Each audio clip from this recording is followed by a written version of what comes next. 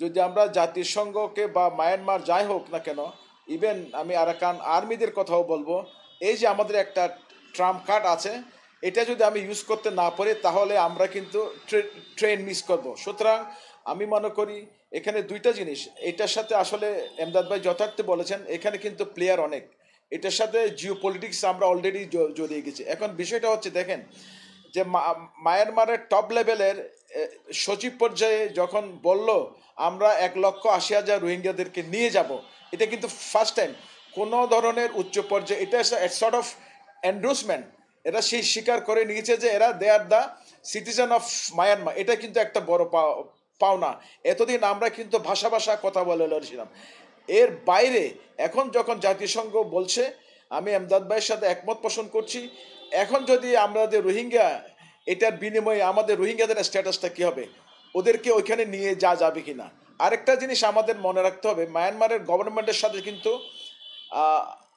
আমাদের কিন্তু একটা সম্পর্ক রোহিঙ্গাদের হয়ে গেছে।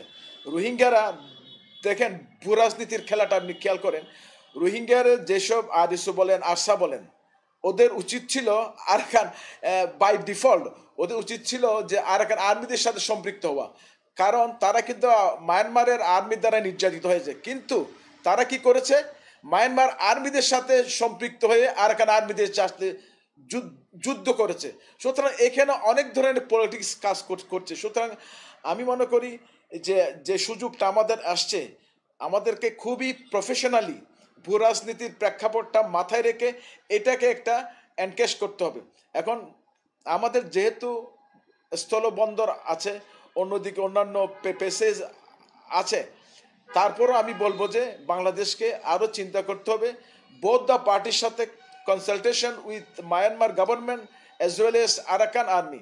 সুতরাং এমদাদ ভাইয়ের সাথে আমিও সংযোগ করতে, এদের যাতে আর কোনো নির্যাতন নয়। উনি যেটা বলছেন 2012 সাল থেকে এটা একটা মাস্টার প্ল্যান হচ্ছে, নট 2012 সাল, এটা আমি যখন 2017 সালে যখন রোহিঙ্গারা আসলো আমাদেরকে ওরা বলল যে 1995 সাল থেকে মায়ানমার গভর্নমেন্ট ওরা আপার আরাকান স্টেটে ছিল, ওইখান থেকে ওদেরকে সরিয়ে সরিয়ে নিয়ে আসছে কোথায়, নাফ নদীর কাছে নিয়ে আসে। সুতরাং এটা লং টার্ম একটা প্ল্যান ছিল।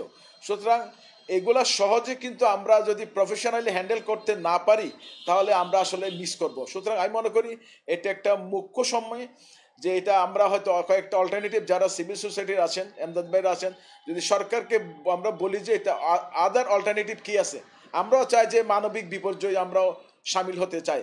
সুতরাং এটাকে আমি মনে করি একটা প্রফেশনালি হ্যান্ডেল না করলে কিন্তু আমাদের হয়তো ইন ফিউচার সমস্যা হতে হবে। এখানে চীনও একটা বড় স্টেক হোল্ডার, এটাও মাথায় রাখতে হবে।